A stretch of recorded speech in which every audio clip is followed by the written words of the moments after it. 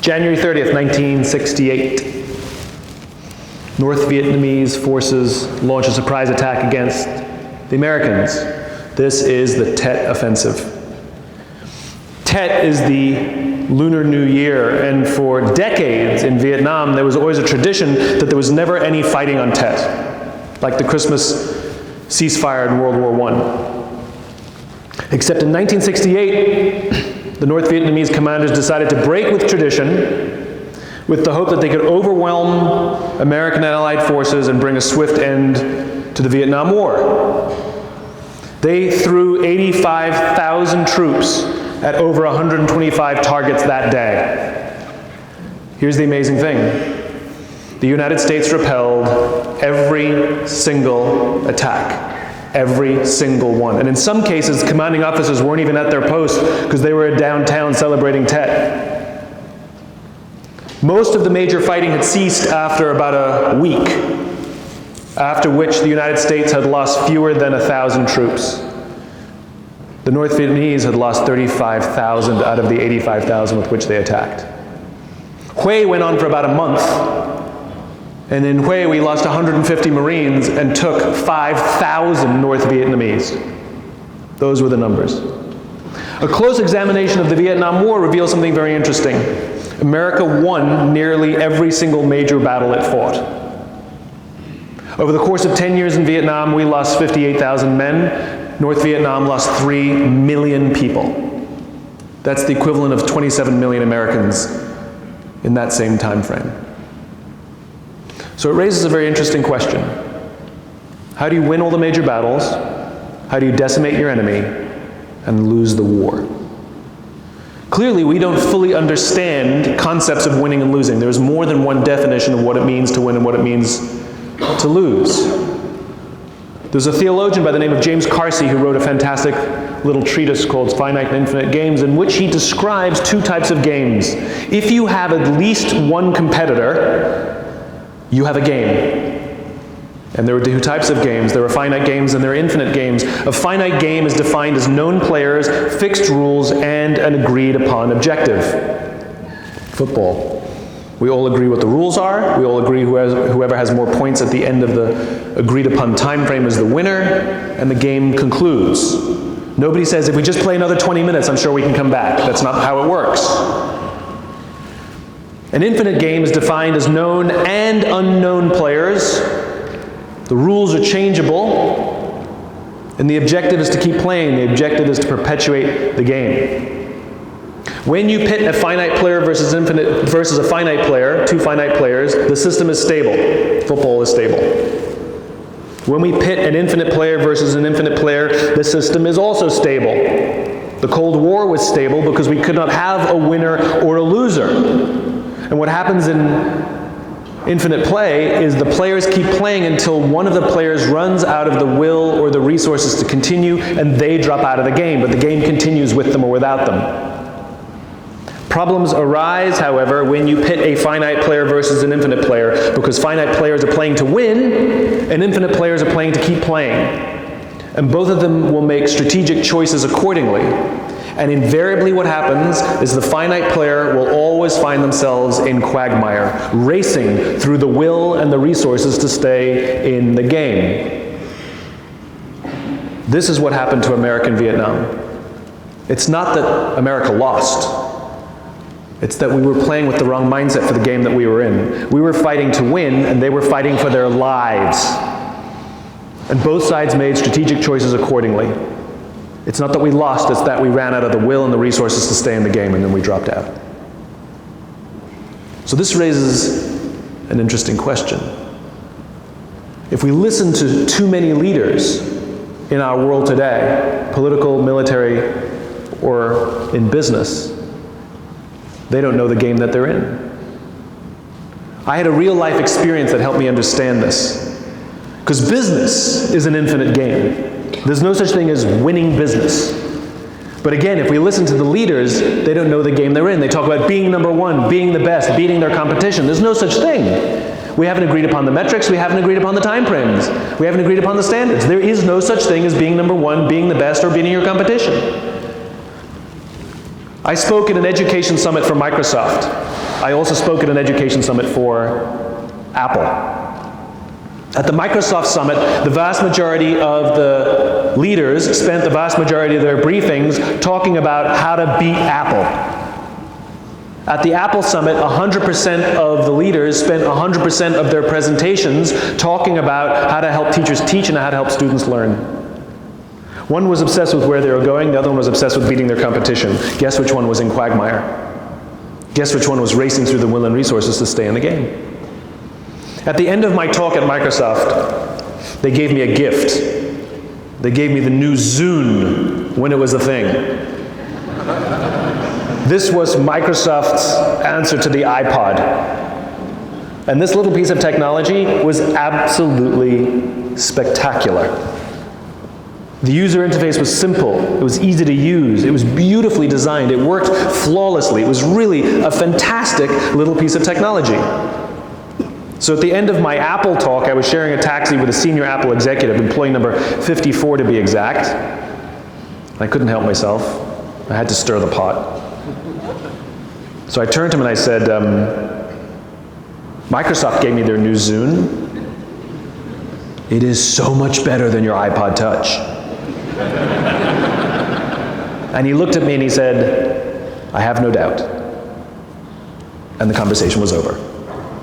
Because an infinite player understands there's no such thing as having the best product. Sometimes you have the better product and sometimes they have the better product. There's no such thing as winning, there's no such thing as beating their competition. There's only ahead and behind. That's all there ever is. Sometimes you're ahead and sometimes you're behind. The goal is not to beat your competitor, the goal is to outlast them. The only true competitor in an infinite game is yourself. How do we make our systems better this year than they were last year? How do we make our culture stronger this year than it was last year? How do we make the quality of our leaders and the quality of our leadership training better this year than it was last year? How do we improve our technology this year so it was better than last year? The goal is not to win, the goal is to outlast, to keep playing. This is what it means to play with an infinite mindset in the infinite game. It doesn't mean the absence of finite games. Of course, there are short-term things, but the point is that the infinite game is the context for within which we play. And having the right mindset for the game is really important. Because when we play with the wrong mindset, when you play with a finite mindset in the infinite game, there's a few very predictable things that happen. Decline of trust, decline of cooperation, decline of innovation, and eventually exhaust yourself of the will and resources to stay in the game. Every single time. The average lifespan of a company in the 1950s was about 61 years. The average lifespan of a company today, 18 years. Of course, there are many other factors, but the fact is too many of our leaders are playing with a finite mindset in the infinite game. We see it all the time. So this begs the question then, if we are to adjust our mindset to play for the game we're actually in, there's no such thing as winning the Air Force.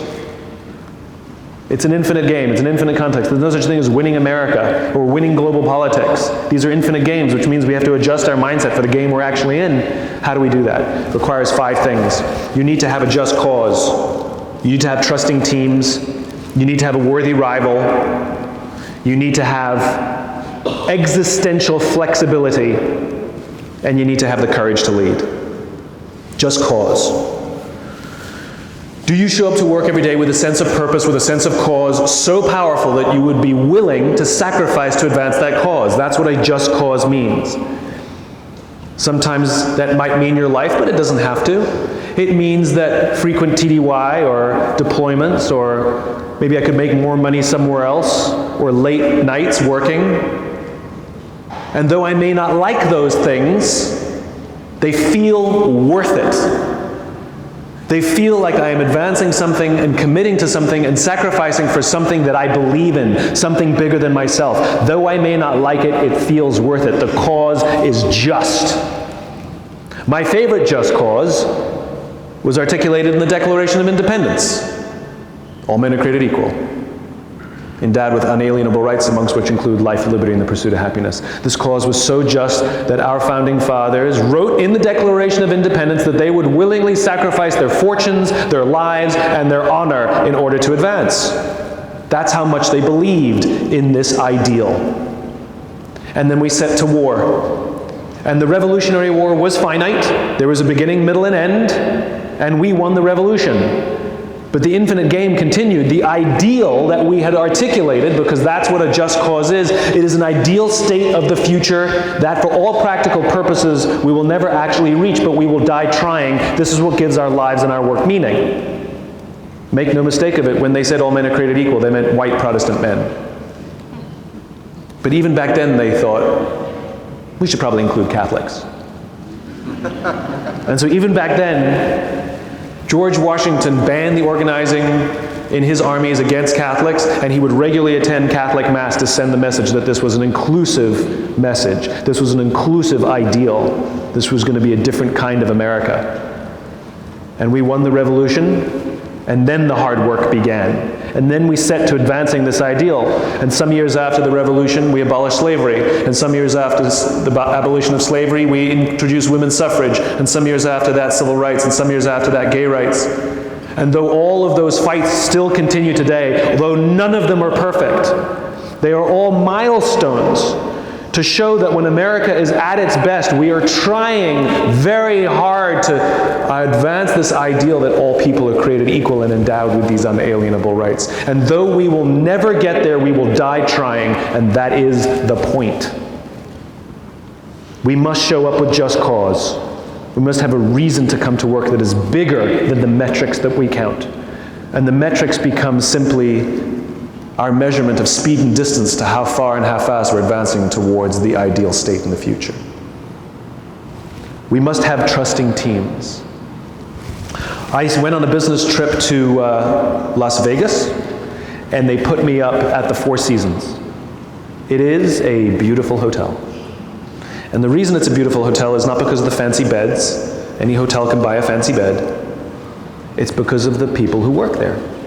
That when you roam the halls and somebody says good morning, you get the distinct sense that they wanted to say hello, not that they were told to say hello.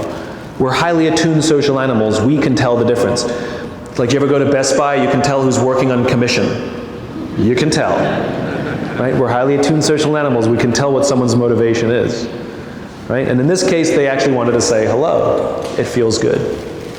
They happened to have a coffee bar in the lobby at the Four Seasons. And so one afternoon, I went and bought myself a cup of coffee, and the barista working that day was a kid named Noah. Noah was funny, he was engaging, he was charming. I spent far too long standing there buying a cup of coffee from Noah. I just enjoyed his company so much. And so as is my nature, I asked Noah, do you like your job? And without skipping a beat, Noah says, I love my job. Now, in my line of work, that's significant. Like is rational. I like the people, I like the challenge, I like my job. Love is emotional. It indicates some sort of emotional connection to our work. Do you love your wife? I like her a lot. It's a different standard. And in this particular case, Noah said, I love my job. So immediately I followed up. Can you tell me specifically what the Four Seasons is doing, I asked him, that you would say to me you love your job? He answered immediately. He said, throughout the day, managers will walk past me and ask me if there's anything that I need to do my job better, if there's anything that they can do for me. Not just my manager, any manager. And then he said, I also work at Caesar's Palace. And there the managers walk past us and catch us when we're doing things wrong. There, they're trying to make sure we're doing everything right. There, I like to keep my head below the radar. I just want to get through the day and collect my paycheck. Only at the Four Seasons, he said, do I feel I can be myself. This is what a trusting team is. This is the same human being in two different jobs, for which the customer service that I would experience would be profoundly different, not because of the person, but because of the environment in which he works. I get this question all the time from leaders. How do I get the most out of my people? Like they're a towel that you just wring them. How do I get the most out of them? It's a flawed question. The question is, how do we create an environment in which our people can work at their natural best? That's called leadership. Leaders are responsible for creating the environments in which people can work at their natural best. Leaders are responsible for creating the environments in which someone would say, I feel I can be myself. You know when you work in a trusting team, because you work in a trusting team, it means you feel psychologically safe enough to raise your hand and say, I made a mistake. You've given me a job that I don't know how to do. I'm having trouble at home and it's affecting my work. I'm scared. I need help. With absolute confidence that your teammates or your superiors will run in to help you. No fear of humiliation, no fear of retribution. That's when you work on a trusting team. If you do not work on a trusting team, what you do is work on a team in which people are hiding mistakes, in which they are not admitting that they don't know how to do their jobs and that they need more training, that they will not tell you that they're suffering stress or strain that's affecting them personally or affecting their work, and they're definitely not going to admit that they need help. And eventually things start to break. When people are showing up to work every single day lying, hiding, and faking, eventually things start to break. It might work in the short term, but it cannot last in the infinite game. We all seen that happen. Remember a few years ago, we saw the images of a United Airlines passenger being dragged off the plane with broken teeth, a broken nose, and a concussion. I feel for every member of that crew, because 100% of them knew that that was the wrong thing to do, and none of them intervened, because they feared breaking the rules more than doing the right thing. We do not trust people to follow rules. The rules are there for normal operation, and for the most part, they work just fine. We trust people to know when it's appropriate to break the rules. We give people discretion into how to do their jobs, that we trust that they understand that there are standards higher than the rules. Life and death situations are a great example. Ethics and morality are a great example, that we expect that ethics and morality serve at a higher level than the rules. There's a story I've told that the chief likes that I tell about two incidences that happened in the United States Air Force, unrelated, both of them true. We have a very, very simple rule in the United States Air Force: do not fly in Iranian airspace. Real simple. There was a KC-135 doing circles downrange, and the crew drifted into Iranian airspace. Whoops. There was another crew, unrelated, KC-135, doing circles downrange. A fighter in the area called bingo, and the crew made the decision to cut through Iranian airspace to get to that fighter. They knew that they were breaking the rules, and they knew that they might get in trouble for doing it, yet they did it anyway. If we did everything by the book, if we only evaluated someone's performance based on what the rules tell us, both of those crews would have equally gotten in trouble, equally been punished, and we would have created an environment in which we incentivized behavior for people not to do the right thing, like at United Airlines. But that's not what happened. Only one crew got in trouble, the ones who got lost. The ones who made the choice to break the rules were actually commended. What the Air Force is trying to do is reinforce behavior, that we understand the rules are there for normal operation, but we trust you to do the jobs, and we trust that you understand when is the appropriate time to break the rules. That's what trusting teams are all about. That's what trusting teams are all about. And without trusting teams, we're lying, hiding, and faking every day. And the only way we can stay in the infinite game, the only way we can make our organization outlast us and survive us, is if we commit ourselves to improving ourselves and improving our organizations, which means we have to admit mistakes and ask for help.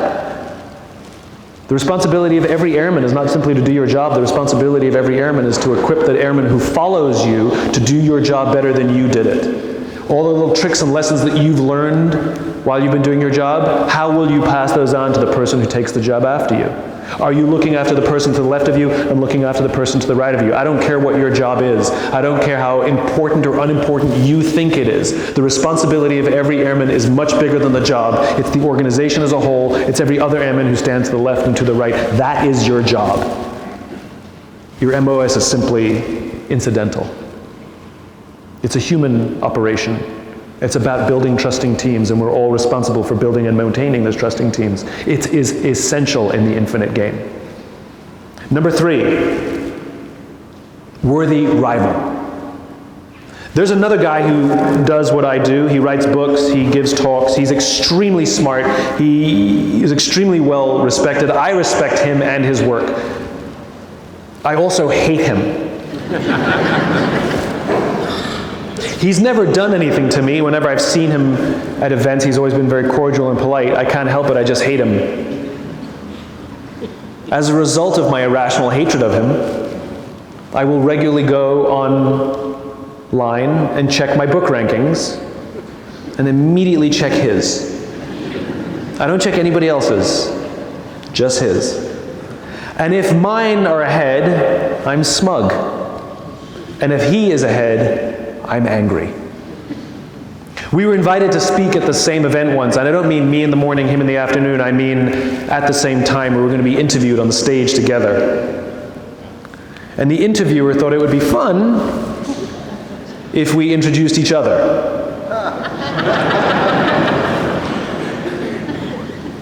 So I went first. And I turned to him and I said, you make me really insecure. I said, all of your strengths are all of my weaknesses. And every time your name comes up, it makes me uncomfortable. He turned to me and he said, funny, I feel the same about you. The reason I hated him, the reason I was so competitive with him, is because his mere existence reminded me of my weaknesses. And it was much easier to take that energy and direct it in a competitive spirit against him, rather than taking a hard look at myself and saying, where can I improve? This is what it means to adjust one's mindset away from competition towards rivalry. Competitors are there to be beaten, but we've already established, for the most part, we're playing in infinite games. And so when we have a competitive mindset in an infinite game, we'll actually start making wrong strategic decisions, or worse, sometimes we lean into doing unethical things. We see it all the time in the business world, when win, win, win, win, win is the only thing. Can you imagine running a race and the goal is to beat the competition, and you see that you can't beat them, and so what you might do is trip them. And you will win the race, except you're still a slow runner. And the problem is, in this game, there is no end. There's another race, and another race, and another race, and another race, and it never ends. And you're still a slow runner. It's better to lose today's game and go and train and become a better runner, and you'll win another day. Maybe not the next race, but you will win if you commit yourself to being a stronger runner. And you thank that worthy rival, because their mere existence revealed to you your weaknesses and gave you the opportunity to improve. And in my case, I realized that he and I had the same cause, that it was actually more powerful for us to work together than work against each other. He's become a dear friend. I've stayed at his house. I think he's wonderful. So instead of me hating him, I simply work with him. We are more powerful as a unit. It is appropriate for you to have worthy rivals organizationally. You should admire some of the other uniformed forces for what they do better than the Air Force, because they will make the Air Force stronger. You can have worthy rivals at work. It's no problem. Who actually does better than you? Who's better at your job than you? Who's a better leader than you? Admire them, learn from them, see where you can improve, partner with them. Be grateful for them. The goal is not to beat them. The goal is to work together with them and make yourself stronger so that you can stay in the game as long as possible. So that you can work every single day to improve. Rivalry is the best thing in the world. Competitors are destructive inside our own organizations. Don't pit people against each other inside our own organizations, but absolutely have a benchmark. Tonight is the awards banquet. Every single one of these people, just for being nominees, we should admire them. They are our worthy rivals. There are people worthy of comparison to us, and we can learn from them. Someone has determined that they do something really well that we can learn from. Let us admire them and be grateful for their existence. Worthy rivalry. Number 4, a capacity for existential flexibility. This one is hard. What existential flexibility means is we will make a profound shift in strategy. I'm not talking about the daily flexibility that we all need in our lives. That's not what I'm talking about. I'm talking about a profound shift in strategy because either the world around us has changed or because we have found a vastly more effective way to advance our cause. I'll give you a couple of examples. So Steve Jobs had a just cause.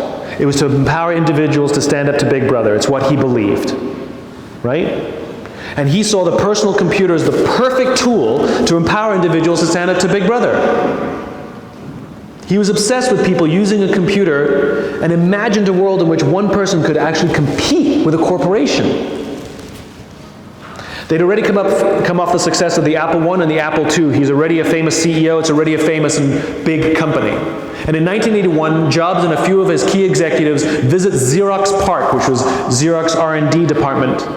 And Xerox shows them a new technology that they had invented called the graphic user interface that allowed a user to move a mouse, to move a cursor on a desktop, to click on folders and icons to work the computer.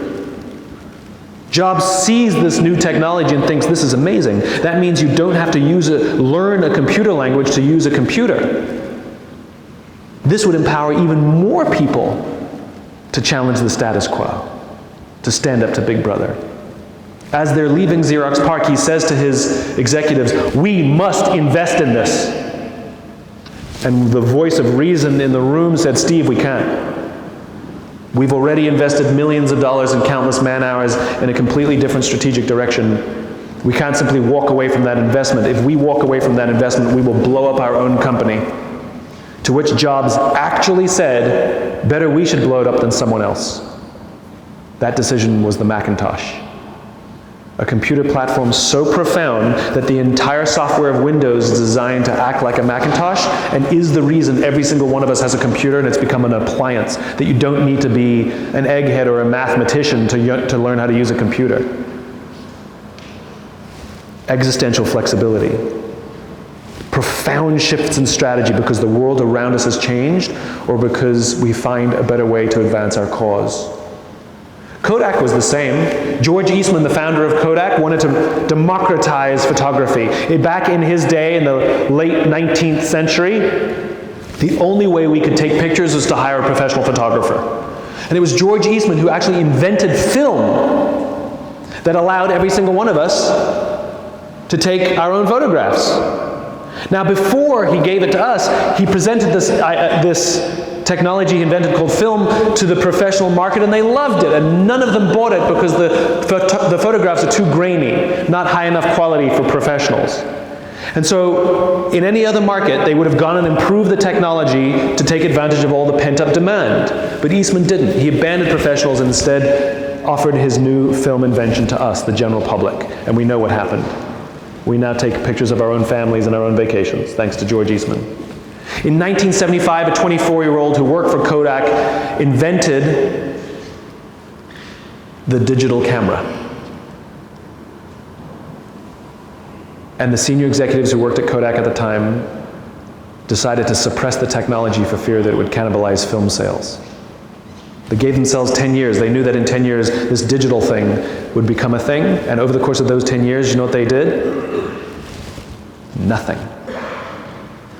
Because they were too afraid to let go of the revenues that they had in film to make the profound shift in strategy that would have hurt in the short term, without a doubt, but would have been the right thing to do for Kodak for the long term. The company actually made billions of dollars licensing its patents to other companies who wanted to make digital cameras, and when those patents ran out, 2 years later, they went bankrupt. Because if you are not willing to blow up your own organization, the market will blow it up for you. They were too preoccupied with focusing on the finite game, winning this quarter, winning this year, that they completely neglected the fact that the decision would put them out of business in the long game. Existential flexibility, to take the short-term hit, to take the finite hurt, because it's the right thing to do to advance our cause, because the world around us has changed. Do you have a capacity for existential flexibility, or are you more preoccupied with protecting the status quo that got you here, even though it won't get you there? The final piece, the courage to lead. This one shouldn't be on the list, but sadly it is. Because everything I am talking about today is unbelievably difficult. Having a just cause at the center of everything we do is hard. It's much easier to focus on the short-term metrics and ignore the long-term cause that we're advancing. Having trusting teams is hard. It's much easier to focus on ourselves, our own promotion, our own advancement, than to have to worry about all the people that are around us. Having a worthy rival is hard. It's much easier to simply compete against people and feel good when we're ahead or when we beat them. It's very, very hard to do existential flexibility. Most of us and most organizations will never have to do it, but the question is, if we face those circumstances, can we? It's hard. And the courage to lead is really hard because all of the pressures around us are forcing us every single day to focus on the short term, to focus on the quarterly results, to focus on ourselves before others, to focus on our advancing of our careers instead of helping others advance their careers. All of the factors, all of the pressures on us are all finite. On us, on our families. Plus, it's much easier to measure progress in the finite game. I can measure a metric, I can see my input, and I can see an improvement at the end of the week, and so can my bosses. It's very hard to measure the factors that go into the infinite game, things like trust and cooperation. They're easy to measure over time, but they're hard to measure in a week. It takes profound, profound courage to play with an infinite mindset in the infinite game. The irony is, if you have a good just cause and you have trusting teams, it's a hell of a lot easier. All of this begs the question then, if that's what it takes to lead an infinite game, what does it mean to live an infinite life? Clearly our lives are finite, but life is infinite. We're born, we die, life goes on with us or without us. It is clearly an infinite game, which means every single one of us has a choice on how we choose to live our lives, how we choose to play in this infinite game. We can choose to play with a finite mindset, which means I'm going to advance up the ranks quicker than everybody I went to school with. I'm going to make more money at the end of the day than anybody else. I'm going to accumulate more power and more influence than everybody I know. And when you die, you don't take any of it with you. They won't write that on your tombstone. What we want written on our tombstone is what we did for others: devoted mother, beloved father. Which means we can choose to live our lives with an infinite mindset, which is, how do we leave this organization in better shape than we found it? How do we ensure that the people we work with are better airmen because we were in their lives? How do we ensure that our colleagues are strong at their jobs because we were their colleagues? We will literally outlive ourselves. That long when we're gone, somebody much younger than us, when asked, how did you become so great at what you do? They will say your name. That's what it means to live beyond your own life. That's what it means to live in the infinite game. That the lessons that you've passed on,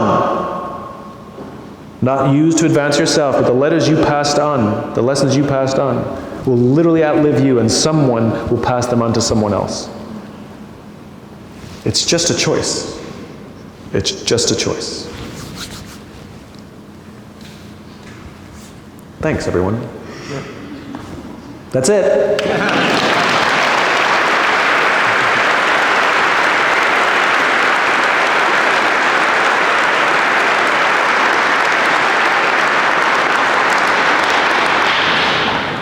Thank you.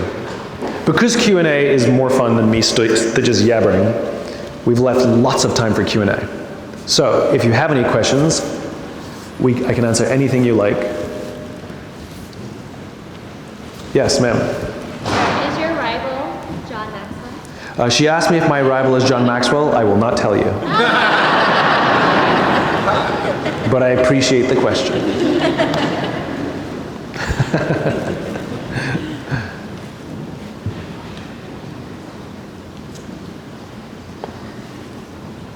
Just so you know, I am more comfortable with awkward silences than you are, just so you know. There's one over there, yes. Sir, I work in maintenance, and we used to work in production, where our goal is to get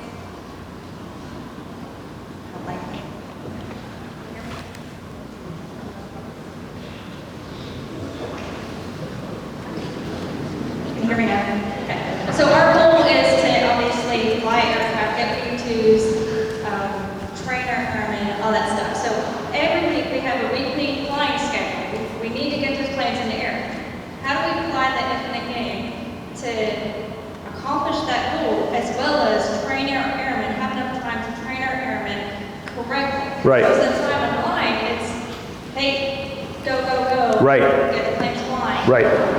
How do we balance that? So what's really important to remember is the infinite game is not simply a series of finite games, right? Clearly, there's a finite game, and a finite game is a beginning, middle, and end, right? So when the goal is to get the aircraft in the air, it's very easy to measure. There's a beginning, there's a time we all show up to prepare, and there's an end when that aircraft successfully departs the ground, right? And then we say, okay, mission accomplished, now let's do it again, right? So that there is a finite component, and all the finite rules apply there, right?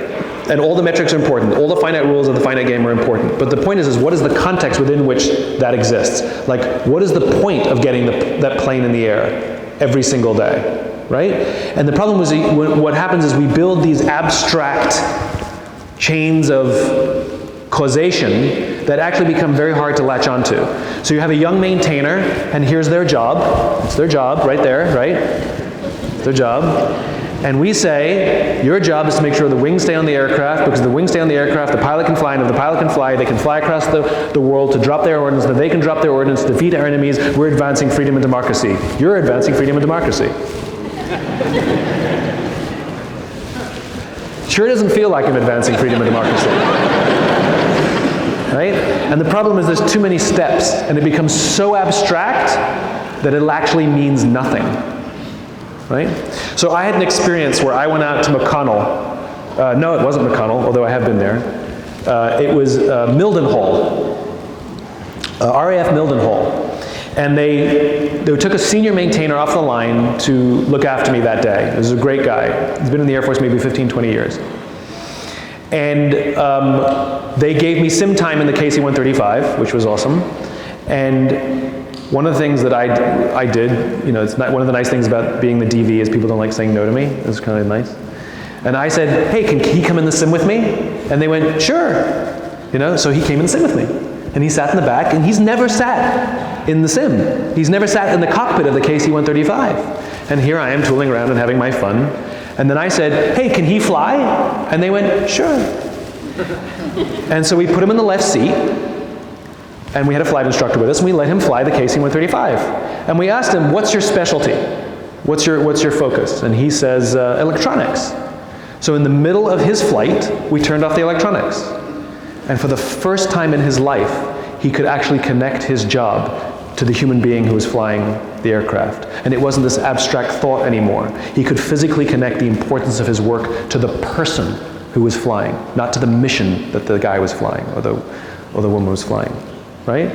It was profound. It was profound. And so I came back and I started going to bases and saying, can we put maintainers in the sim so they can connect, let them tool around and have a little fun, and then turn off their system so they can connect to what the importance is. And I got this pushback. I said, we can't afford it. So I asked a room full of pilots, I said, would you give up 5 minutes of your sim time at the end, 5 minutes, to let the maintainer fly your sim? And they said, absolutely. Not as a reward, but as a way to connect your system to the human being who has to fly your system, right? And we took it a step further, which is what we're doing is we're telling maintainers, for example, your job is to turn this wrench and you're advancing freedom of democracy. No, you're not. I want them to connect to human beings. I want them to connect to a human being. So your job is 2 parts, 3 parts actually. Number 1, I want you to connect to the pilot, the physical human being. I want you to know their name and know why this is important to the human being. That's number 1, right? Number 2, I want you to make sure that the person to the left of you and the person to the right of you feels that they have what they need to do your job, to do their jobs. You good? You good? We're good. You're not just responsible for this wrench, you're responsible for the 2 people turning wrenches next to you. And you're learning all the little tricks of things that don't quite work and all the little workarounds and all the ways to solve problems. And then when you leave, you just leave. Are you keeping a binder? Are you taking photographs of how to set something up the right way and the wrong way? Are you keeping detailed instructions that you wish someone would have given to you so that you can hand your binder to the person who takes the job after you and said, keep adding to this. You will be a better maintainer than me here. I will spend a day with you and show you some of the tricks of the trade. that every single airman has a responsibility to connect with the human beings, both who are on the receiving end of your job, who work next to you, and who will follow you. That's the job of every airman, right? There's been plenty of research when we connect human beings to our work. There was a group of loan officers at Wells Fargo, and business was fine, and then the boss brought in a recipient of one of the small business loans just to talk to the loan officers. All of a sudden, business went like this, because now they had a human being that they were working for, not just for a metric of sell more loans. Now they were working for someone. There was another study that was done at a university. There was a bunch of volunteers raising money for a scholarship. And in these hard times, it's really important, right? It was how the speech would go, and it was fine, and they would hire companies to come in and rewrite the script for them with mediocre success. And then a team of social scientists, researchers, brought in a recipient of one of the scholarships to talk to the volunteers for 5 minutes. And all of a sudden it skyrocketed. Their results skyrocketed because now they could connect their work to a human being. I want pilots to go talk to maintainers. I want maintainers to fly a sim and have their system turned off. I want maintainers to understand that it's person to the left and person to the right, and make sure that they empower the person next to them. There was one over there. Nope? Okay. Yes? Sergeant right now, I'm part of the public affairs team. My question would be, a lot of your writing, leadership class, I think finding your why, there's a lot of references to military. I think we work with military members and writing. Yeah. In the larger military system, I think a lot of the younger folks, the mid-level managers, the NCOs, they can get lost in that daily grind. Which sometimes feels like we don't have a lot of influence in tools for change. Sure. I feel like that for some. Sure. What are some of the lessons that you've extracted maybe from the military members, from the visits, from those experiences that you've extracted from the military? Because we hear you talk a lot about business, and it feels, I think, to a lot of the younger folks, it's like, oh, if only I was at Google, if only I was in the civilian world, I wouldn't be able to be dynamic, I wouldn't be able to have change and innovation. And sometimes it doesn't feel like that. And there's a whole social media world dedicated to the idiosyncrasies of the military system. What would you recommend to mid-level, low-level NCO? Sure. So let me dispel one myth, right? When you say, if I went to Google, I went to Facebook, I went to any of these private sector companies, I could have more influence and I could have a bigger impact. Bullshit. You do not realize in the military how much responsibility they give to 18 and 19-year-olds. It is mind-blowing.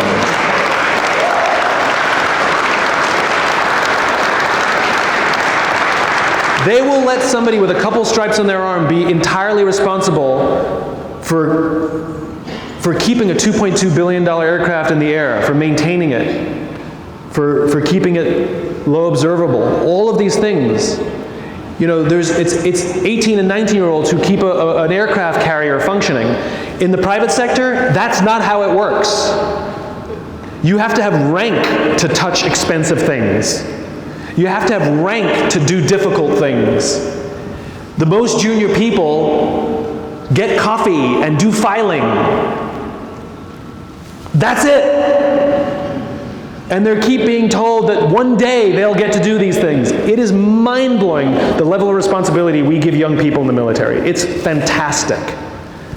You will not get that in the private sector. Will you make more money? Sure. But the problem is in the private sector, what you will lack, and I see this with every veteran, whoever separated or retired, whether they liked the military or didn't like the military, whether they like their new job or not like their new job, 100% of them miss the camaraderie. In the private sector, we have colleagues and coworkers. You have brothers and sisters. That is a different relationship. You will miss the quality of the relationships of people who would literally sacrifice for you. You work for an organization where people would give their lives to save the lives of people they don't even like. And in private sector, we don't like to give up credit for things, let alone anything else. And it is very common for people who make a lot of money in the private sector who say, I know, it just doesn't feel worth it. There's so many advantages in the military that I think you probably take for granted because for some reason the outside world has idealized the business world. Let me tell you, the business world is dysfunctional. They are so preoccupied with the finite game. People have become disposable commodities. We all have friends and family. Too many of us had friends and family that have been laid off. Just think about that for a second. A company decided, this was a corporate decision, a human being made a decision that it was better to take your family member and tell them that they could no longer provide for their families because we missed our arbitrary projections. We're still highly profitable, but we didn't make enough money, so you lose your job. Not a meritocracy. It doesn't matter how hard you worked or how many years you worked here. We just need your salary to tell Wall Street that we made our numbers. Nothing personal, it's just business, they say. That's the norm in the business world. The human factor has all but disappeared. I mean, think about it. It's embarrassing that I have a career. I talk about trust and cooperation. There should be no demand for my work. The fact that I sell books and the fact that people want to watch my videos, most of them are from the private sector, means that they don't have the things that I'm talking about. I know we take for granted the things that we have. We all do. We all do. And yes, the military has its problems. And yes, the Air Force has its problems. And yes, it's an ongoing game of constant improvement. And yes, there are good leaders. And yes, there are bad leaders. Yes, yes, yes, yes, yes. There are also some remarkable things. What I'm asking you to do is, as much as you want to harp on the bad things, please remind yourselves of some of the things that you do have. You have an organization that is based on love. Love of country, love of Air Force, love of fellow airmen. You have an organization based on service and sacrifice. That you may not like some of the things you do, but for some reason it feels worth it. And you don't get it every day, nor would you get it every day. There's no job on the planet you get it every day. How many of you are parents? I don't understand why people have children. You haven't slept in 3 years. Have you seen the back seat of your car? You own a Honda Odyssey. Did you have posters of a Honda Odyssey on your wall when you were a teenager? Because you own one, that's your dream car. For what? They're annoying. They're noisy. They're messy. Dinner is macaroni and cheese with a plastic spoon over the sink. That's your dinner. You don't get to take the vacation you want. You don't get to take the vacation when you want. You travel the most expensive times of the year when the kids have a school vacation. Why is it worth it? What's the point of having a child?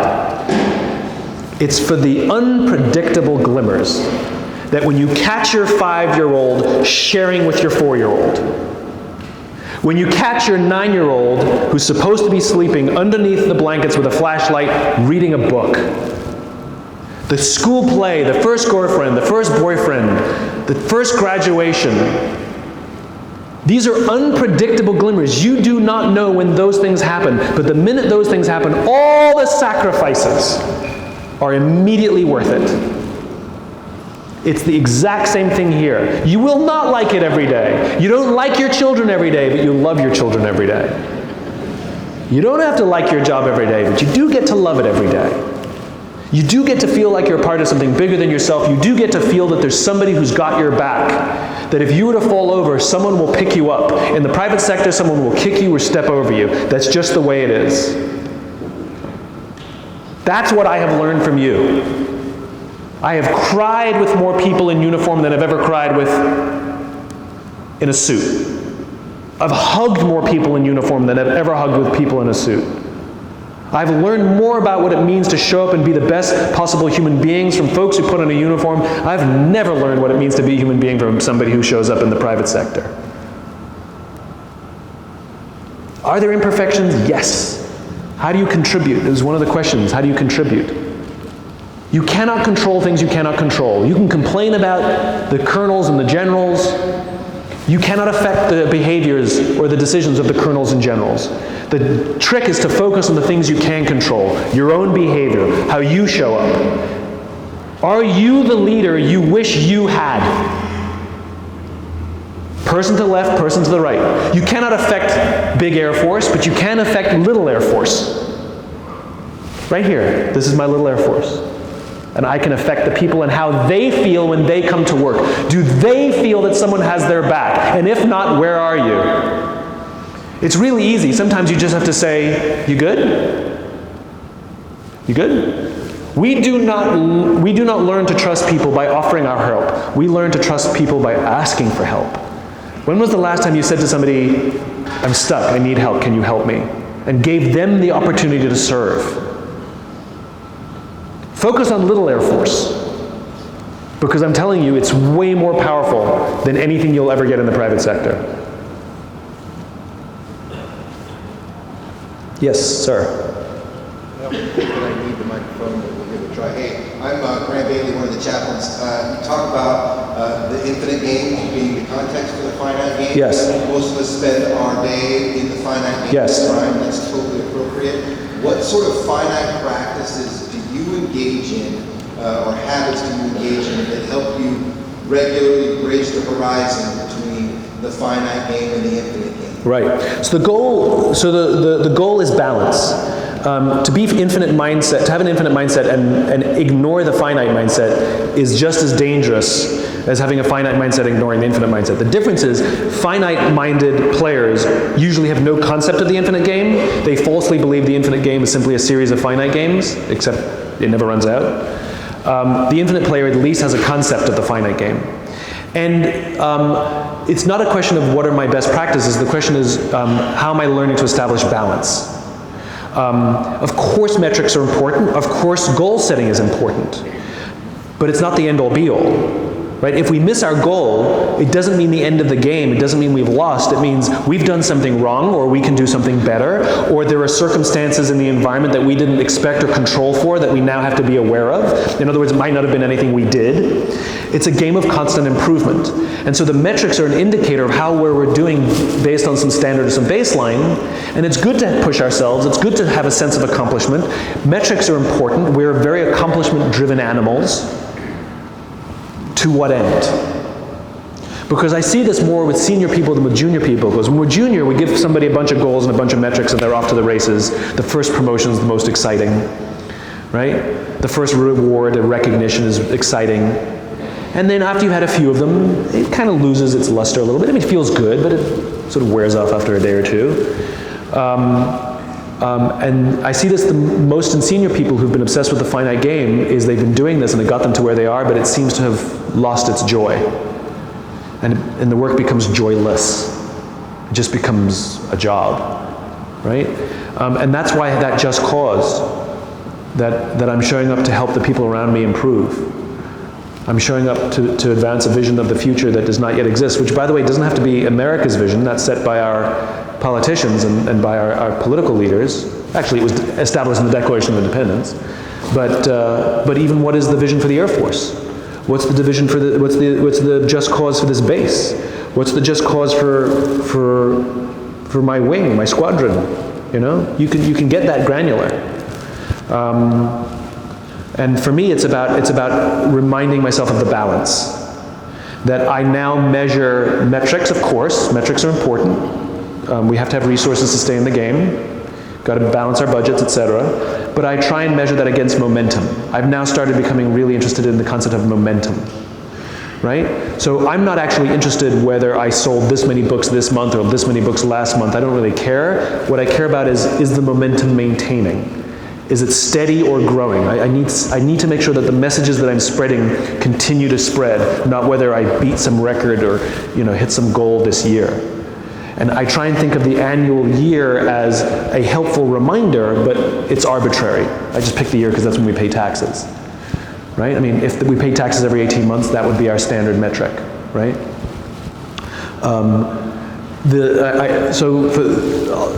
Some of you already heard this, but I think this is amazing. So I spent some time with the Navy SEALs, and I asked a guy on SEAL Team 6, how do you choose who gets on SEAL Team 6? And he drew a graph, and on the y-axis he wrote performance, and on the x-axis he wrote trust.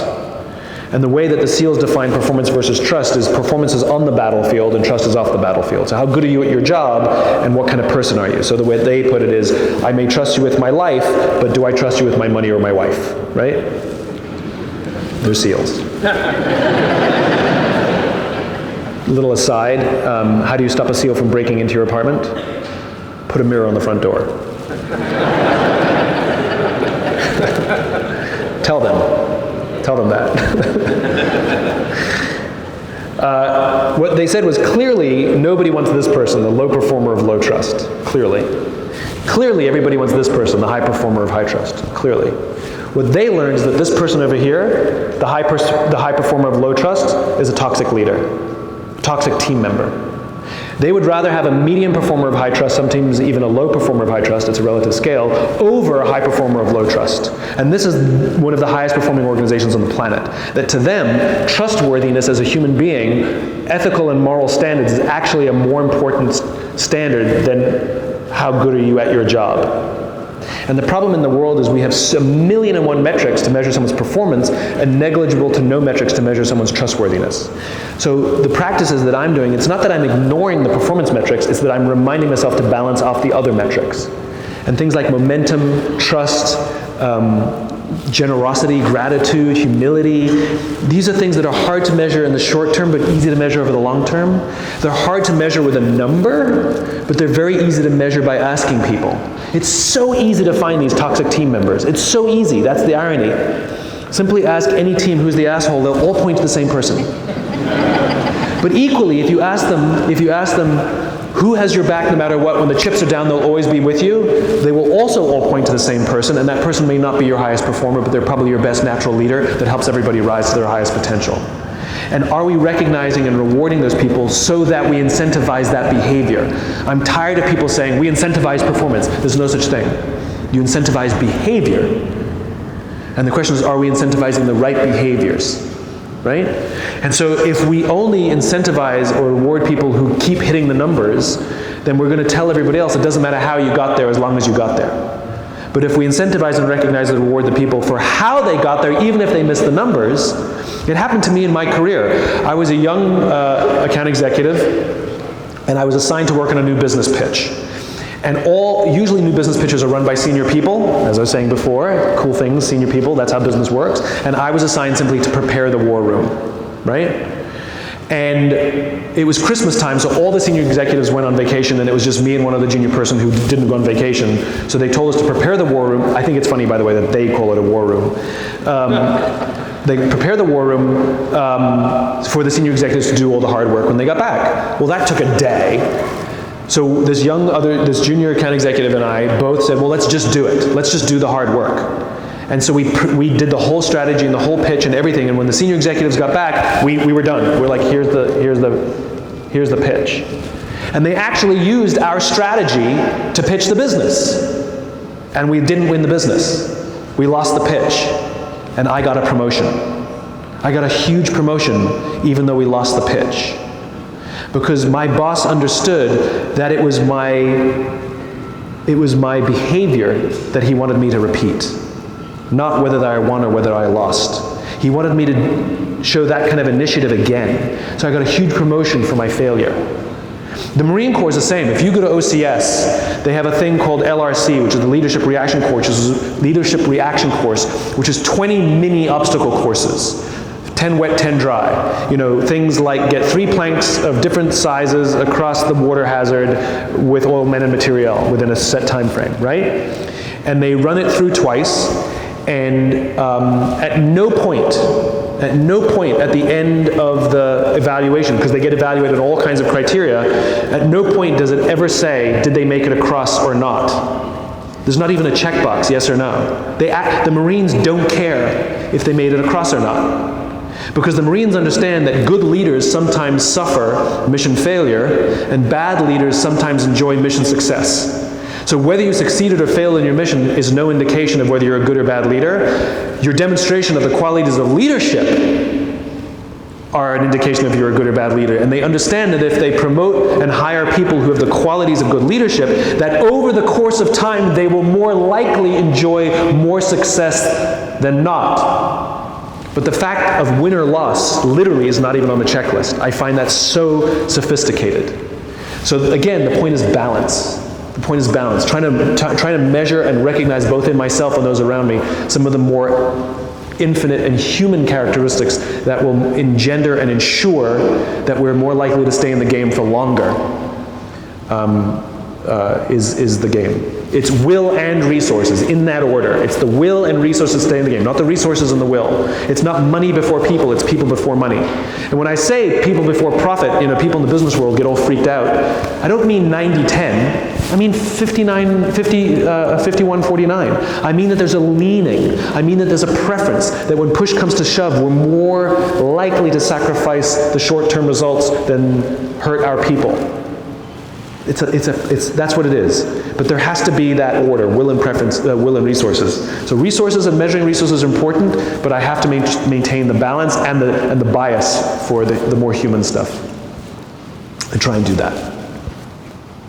I can keep talking about that because I think it's fascinating. Peer reviews, I think, are fantastic. I went to Fort Benning, where they did Ranger School. I went to Ranger School. I didn't go to Ranger School. I went and watched Ranger School. Big difference. And to become a ranger, there's multiple stages, and to get from stage 1 to stage 2, from mountains to swamps or whatever they call it, to get from each stage, you have to pass 3 things. You have to pass what they call skills, which is, can you do it? That one's pretty simple. All right, can you do your job to a high degree? Spots, which means my boss thinks I'm good at it, my boss likes me. And then they added a third one a bunch of years ago called peers, because they had a problem with something they called spotlight rangers, which is guys who were gorillas on the battlefield. They were amazing. Guys who the bosses loved them. I mean, every instructor, like, you're the guy, we love you. But as soon as the spotlight was turned off, they were terrible human beings, and their peers didn't trust them. And so they had a problem, which is how to identify these people. And so they implemented peer reviews, where the ranger candidates actually evaluate each other based on not performance, but based on values. The values of the rangers. There's 5 values, and they get 1 sentence to write in for each. Everybody evaluates everybody. You say, this value, line right, this value right. And they literally evaluate each other. And then they ask 2 questions at the bottom. Would you go to war with this person? Would you share a foxhole with this person? Those are different questions. That's performance versus trust. Right? And if you fail peers, even if you pass the other 2, you don't get advanced. You must pass all 3. You must be able to do your job, your boss must think you can do your job, and your peers must like you for you to pass. Multiple times. I really like that. I really like peer reviews, because it shines a spotlight on the spotlight rangers, on the high performers of low trust.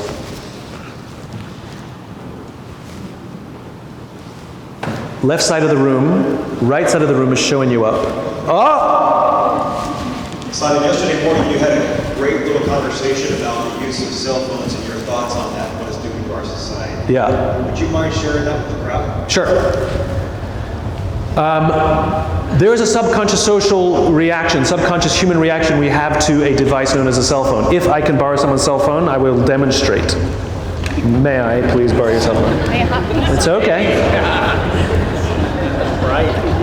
It's good, yeah. No, it serves the purpose. So, if I were to stand here and give my entire talk to you while holding my phone, I'm not checking it, it's not buzzing or beeping, I'm just holding it. Do you feel like you're the most important thing to me right now? No, you do not. The point is, there's a subconscious reaction to the device. I'm just holding it. Which means when we show up for dinner, when we show up for breakfast, when we show up for lunch, when we show up for a meeting with another human being, and we put our phone on the table, it sends a subconscious message to them that you're not that important to me. And by the way, putting it upside down is not more polite. And the reason is because we know, everybody knows, that even having it there, we're just wondering what's coming in. Oh, I just wish I could look. My favorite one is this. My favorite one is sitting in a meeting or sitting with lunch with someone, and the phone rings and the caller ID comes up and they go like this. They go, I'm talking, and they're leaning, and they're going, I'm not going to get it. Like, so magnanimous, right? Thank you. The point is that whether we like it or not, we have a social reaction to these things, which means when we put them out, we are actually demonstrating to the person that we don't care about them. To keep your phone in airplane mode, which means I know nothing's coming in, so I actually don't have the anxiety that I'm missing something, put it in airplane mode and put it in your pocket, put it in your bag, put it away, don't even bring it to any time where you're going to be with another human being, which means a meal or a meeting. Not for yourself, but for them. It's an act of service because it'll make them feel like you're present. It'll make them feel like you actually care about them. That you acknowledge that there's a deep-seated psychological reaction to the presence of the device. We've all been in the situation where we're with somebody and they pull out their phone and we feel like an idiot, so we pull out our phone. Just to help fill the time until they're back again. I will regularly be with people who put their phone on the table and I take it off the table. No one has ever said to me, "What are you doing?" Everybody's like, "Oh yeah, sorry." We know, everybody knows. We have addiction to these devices. Every time it goes bing or beep or buzz, we have a little burst of a chemical in our body called dopamine. Dopamine makes us feel good, makes us feel wanted and loved, right? Oh, I'm loved. That's why I have all the notifications for every app turned on. Bing, bing, ding, Instagram loves me. The problem is that dopamine hit, if you leave it unbalanced, it becomes addictive.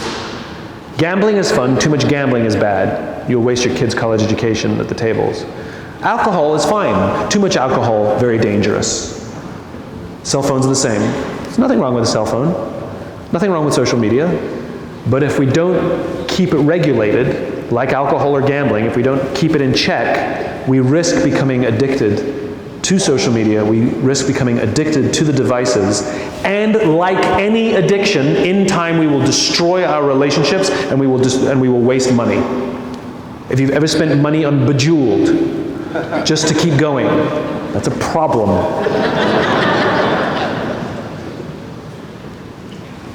You get my point. You waste money sometimes. But most importantly, you destroy relationships. And you hear people who are addicted to their phones, they sound like alcoholics. You really are on your phone too much. I can stop whenever I want. Then stop. And the problem is, like alcoholism, we do not have the willpower. None of us have the willpower enough to simply stop. We do not. This is why when somebody is an alcoholic, we remove the alcohol from the house. Because the temptation is too great. It's the same thing. When we have the phone on the table, when we have the phone in the pocket, the temptation is just too great. We have to learn new habits to find balance. So for example, when you go out for a meal with a friend, if you're going locally, leave your phone at home. Leave your phone in the car. What do you need it for? Like, who are you calling? You're with your friends. Like, don't even bring it. If you do go out in the evening with friends and you need to bring phones, bring one phone amongst all of you, so if you need to call an Uber or something to get home. One. Or what I do when I go with friends is I give them my phone and I take their phone. We all put our phones in airplane mode. I don't even have my phone. So when they go to the bathroom, they took my phone. So you don't do this thing where you like sneakily put your phone in your pocket and be like, I'm going to go to the bathroom. Or when they go to the bathroom, you sit there like this, as opposed to just taking in the world. You have no idea how much value you offer other people and eventually to yourself. It's a much healthier life. You will build deeper, more meaningful relationships when we learn to find balance for an addictive device in our lives. Just like we learn to find balance for alcohol or gambling in our lives so that we can maintain our own health and the health of our own relationships. Don't do it for yourself, do it for the people you love. You felt the difference when I held it. And we're just joking around and it's not even my phone. My phone is even brighter pink than that one.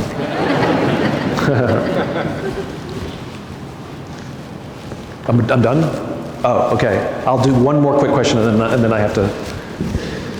How do you find balance in a workplace where it's both positive and forgiving, but also there's consequences for your actions and critiques? How do I find balance when there's, give me an example. So critiques, what do you mean by balance? Just so it's a good work environment where there's both positive, encouraging sort of relationship in the work, but also you can give consequences if there's been mistakes or critique. Got it. Okay. So one is to create an environment in which people want feedback. So if we agree that we're all in this to be better versions of ourselves, we're all in this to become stronger at what we do and build and really work on Little Air Force, right? That we do this thing where it was like, what do we do well and what can we improve upon? Like, we don't say badly anymore. Like, what did you do badly? We don't say. We say, where is the room for improvement, right? Which is fine. But the problem is the whole good bad thing. It doesn't always feel even. So I'm a great believer in creating a culture of constant improvement where everybody wants to know what sucked and what sucked less.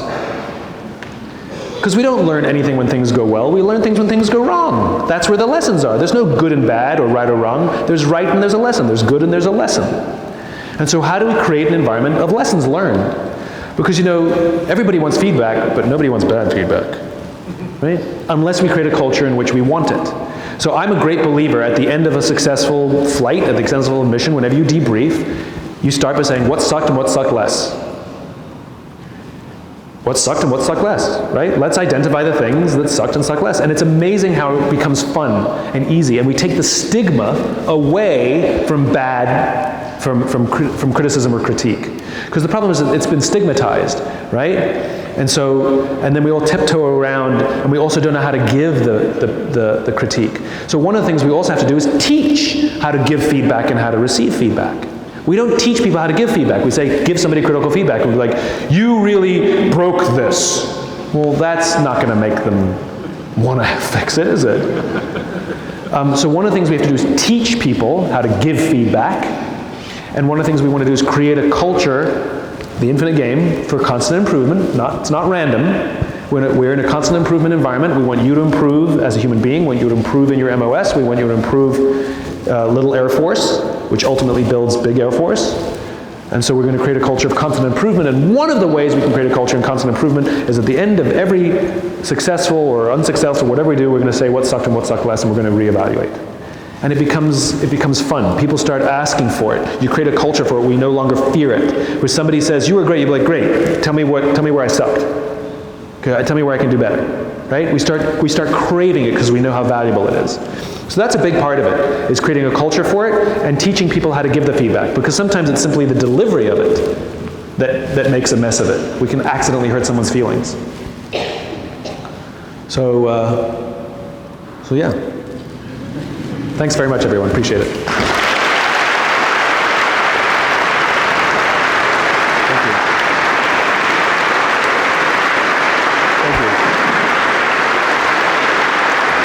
Thank you very much. Thank you.